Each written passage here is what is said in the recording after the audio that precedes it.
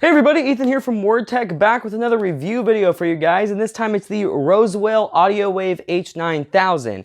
Now, special thanks to Rosewill, they actually sent us this, so we're very grateful of that, but I'm actually overall, I gotta be honest, pretty impressed, but there's a lot of reasons why and a few interesting things, so definitely stay tuned. Alright, so to start off the reviews, as I always do, we'll start off with the design portion, and that includes the unboxing experience, which honestly was pretty good.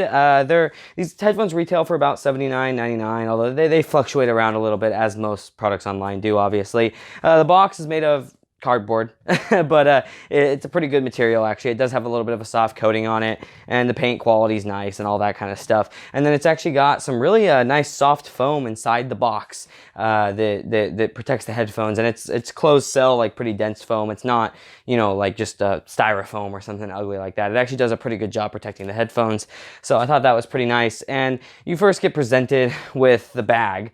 Is right on top of everything, and it's a fake leather bag, but it is actually pretty nice. It's the same material inside, no like velvet coating or anything like that, but I think it's plenty fine to keep the headphones from getting scratched. It does not have any drop protection at all though, so keep that in mind. That bag is mostly for just preventing scratches and stuff like that, and a convenient way to carry them with their accessories. So now moving on with the accessories, it's pretty basic actually. We've got just a charging cable. It is micro, not USB-C. Understandable for a headphone in this price and all that, so not a big deal there. You do have an auxiliary cable that you can use if you don't want to use the Bluetooth, but these are Bluetooth headphones. And then you've also got the airplane adapter, which I'm really glad they included this because these are also active noise canceling headphones. And of course, I'll get, you know, into the active noise canceling a little bit more during the performance portion of this review, but they're great for them including this. Like, I really appreciate it because that would be really dumb, I feel like, especially because the box advertises that they're active noise canceling and planes is one of the best spots to use them. If you didn't have a plane adapter, that'd be kind of dumb. So definitely like that, and I definitely like that they are rechargeable. That is super great. More on the battery life in the performance section as well. And then you're presented with the headphones here, and to go over the design a little bit, it's nothing like super special, but I was impressed for the price. There's a fake leather coating on each ear cup as well as a fake leather coating along the top. Very plush, soft fake leather that has a good amount of padding for the headband, and same for the ear cups. I was really pretty happy with it, actually. They're very comfortable. I wore these for a long time, single sittings of many hours, and they were very comfortable. More on that in a little bit though as well, but overall I think they're actually a pretty good material choice. I'm happy with it, and overall the looks actually are pretty good. They look like a semi-premium headset. I don't think if you saw this just out in the wild you'd be like, oh, that's Rosewill, right? You would think it's something maybe that would be considered more typically like high-end. So I like that. I do actually like the lack of branding. They're just black headphones with tiny little black Rosewill logos that are just glossy. That's the only way you can see them on the sides, so I appreciate that very much. Then in terms of the buttons, oh, actually one complaint I'd like to go over though that actually did bug me. So they have a sticker on the inside here, and that sticker doesn't quite fit, so it actually sticks up above the seam of where the headphones can expand, and it not only looks ugly, I think it should just not be on there, period, but also kind of gets worn out just from opening and closing the headphones because it sticks across the gap, which is pretty dumb. I think that's a big oversight. Now maybe that's something that they fixed in retail models or whatever, and rather than a review sample that they send out, but that was something that did bug me a little bit. So anyway, to jump into the buttons, it's pretty simple design-wise. They're also black. Everything's black. I love the blacked out look, again, other than that label. But yeah, you just got your three buttons. You got your forward, backward, and your play and pause, and of course the forward and backward can do volume as well. Then you've also got your headphone jack for the auxiliary cable. You've got your active noise switch. All of it looks pretty normal. Your USB-C charging port, all that fun stuff. And then if you look inside the ear cups, and they are twistable ear cups, they do actually have a silver coated logo inside for left and right, and I think that's cool. Kind of gives you a really quick idea of how to put them on, because other than that there'd be no way to tell because they are perfectly symmetrical. There is a little bit of a tilt on the side here, so you can kind of be like, oh, that's probably the right cup, but in a quick moment it's hard to tell, whereas like this, it's so blatant you can tell. I can't tell you how many times with high-end headphones, and I mean we're talking things like the Hi-Fi Man HE400Is, which are just wonderful, wonderful planar magnetic headphones. but sometimes I put them on wrong because it's hard to find the logo of where the left and right cup are. And especially on something like that that is perfectly symmetrical, it's just kind of like, what? You know, not even has a cable on both sides. And so I appreciate the really obvious, like, this is the right cup, this is the left cup. I know it sounds like a dumb thing, but I know I'm not the only one that sits there and goes, oh, that's why these sound weird. They're on the wrong way. I'm being an idiot. And you feel really dumb, but it happens frequently enough. I don't think it's just me being dumb. Maybe it is. You can let me know in the comments, but I do appreciate that. Now, they are rotating ear cups. They also fold, so I appreciate that. So you can put them in the bag or in a small carrying pouch or something like that. I do like that approach. I like that they did that.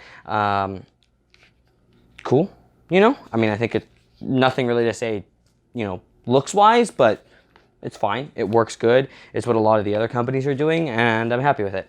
So now to get into the durability aspect, because that's always my second portion of videos, and then we'll get into the performance aspect. And this is one that I wanted to touch on a little bit.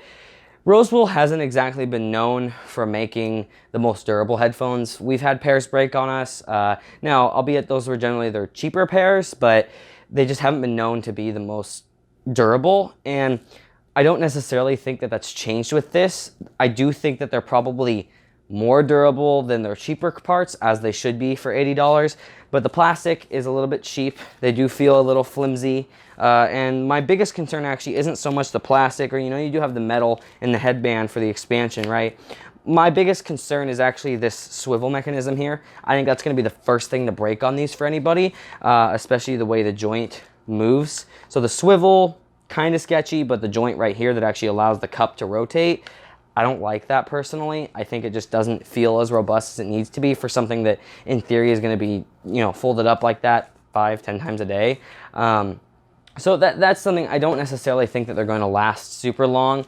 Not with the paint or anything. I think that's going to be fine, but just that joint does concern me a little bit. It's something I'd like to see beefed up in the future. Now, $80, I feel like that should be something that's maybe a little better. But I suppose if you can pick these up for a pretty big discount, then that's something you could overlook, because a lot of the headphones in the slightly cheaper realm have worse mechanisms for folding up and stuff like that. So it's not like a huge criticism towards Rosewill, but just more so I'd like to see improvement in that direction, because I think in this price bracket there are other items out there that are maybe better on the durability front. But I think the performance might make up for some of that.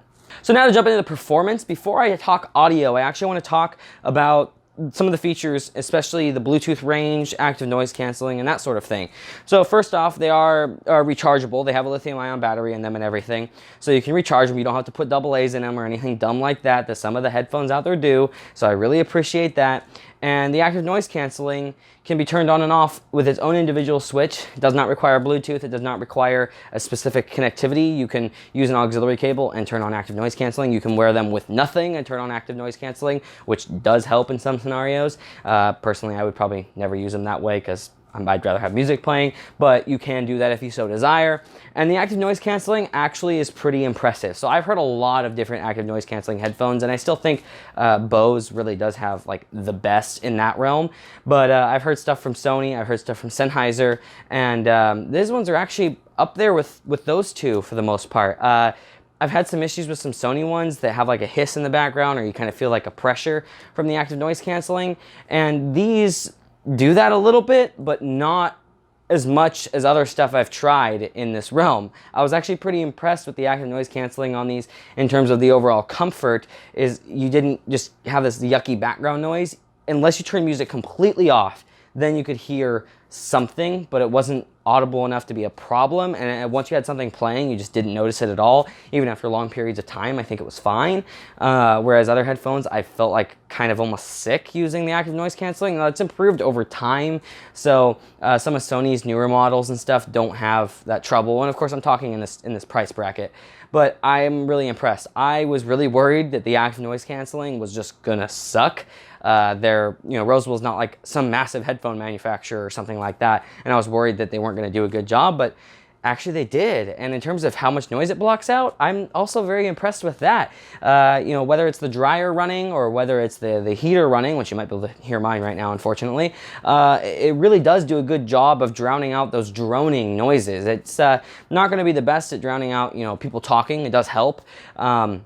Unless it's consistent background talking, right? Because it uses a microphone to help determine what to block out. And I've been impressed, though. I've been impressed for droning noises, whether that be in a plane, be in a noisy environment where there's really constant noise, like if you were, I don't know, for some reason in a public place that was really loud and wanted active noise canceling headphones, it would help with that sort of thing, riding on the bus or the train or whatever. So I'm actually pretty impressed. I think it's perfectly suitable, to be honest. And I used it quite a bit, and I was fairly impressed.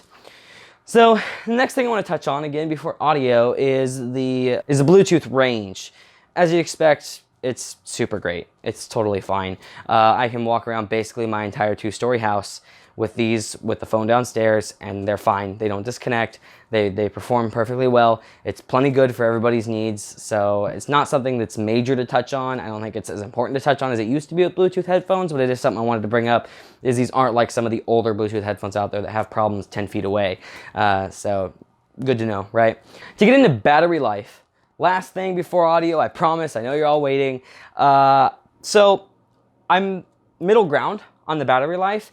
Now, I tested them quite a bit. I used them a good amount, and I could get anywhere from 4 to 8 hours of playback time. Active noise canceling does take a hit on that depending on what you're doing, so that's why the big gap there, and it depends how loud you have them and all that kind of stuff. But I think it's plenty for most people to get through a day without having to charge them, and of course they're micro USB, so it's fine if you have to charge them. But I do think that they perform pretty well. Now, I didn't have a whole bunch of like cycles through this, so it could get better over time too, or worse, although I don't think it'd get worse. Battery life usually improves a little bit for a while and then starts to do great after a long period of time. And so I think they do a great job. I'm actually pretty impressed with the battery life. It's nothing spectacular, but I mean, for $80, it's about what I would expect, so good on them for not having like a big downfall. You know, if these only lasted like an hour or two, that would suck. In my opinion, that's not enough to get a lot of people through a normal work day, especially if they take public transport or something like that. So good on them. But to get into the audio portion, which of course is what you're all waiting for, is how do they sound? Because Rosewill's not a huge headphone manufacturer. They're pretty well priced. They have a lot of features. Everything else has been pretty good so far. Sound quality wise, they're good. They're good. I do think they genuinely sound good. Now I'm comparing these to other headphones in the space from like Bose and Sennheiser and stuff, but that's stuff that I've only tried for fairly short periods of time. I have friends that have them, and you know, not just like a store demo, right? But comparing them directly here, what I have are actually really high-end components like Hi-Fi Man HE400s, 400i's, sorry, Sennheiser HD600s. We got AKG K612 Pros, and I've got some Audizy headphones and other stuff like that. So high-end gear because I'm an audiophile, right, or whatever. But comparing them to that, obviously, like, you know, those are, you know, $400 in that realm, and they're just headphones, so you're gonna get better quality out of those. And these do share this kind of standard characteristic of V-shaped sound curve, right? You get more treble, and you get more bass, and you get a little bit less mid-range, but it's not super excessive. I'd say these actually sound semi-similar to like the HyperX Clouds, the original ones, which is what I use for my gaming headphones still. Pretty impressive sound quality for the price. I actually think they sound good. There's a tad more bass than I prefer in a nice headphone, a little bit more than HyperX. That's a little more amplified. But the treble and the mid-range are very similar to what HyperX has done. So I think it's actually a pretty good comparison there. And I like them. Now, of course, it all is personal preference, and you know, somebody like me, I wouldn't go buy a pair of headphones like this for my day-to-day use because I don't particularly like the V-shaped sound curve. I want it as flat as possible, especially for the kind of music I listen to, such as vaporwave and synthwave and other things like that that are a little bit more out there and less common, rather than your normal you know, R&B, hip-hop, or trap, or whatever it may be, where these are actually probably going to sound better in those kinds of music than a flat headphone, depending on the person and what you're looking for. But I think for the average user, this is actually a really good sound curve, and it's not so overboard like Beats Beats is, which is just, they're just disgusting because they're overpriced. They sound bad. I'd argue these sound better than a lot of pairs of Beats. And those, of course, have more bass than, it just, there's no music at that point. It disgusts me. Anyway, I could rant about that for a very long time.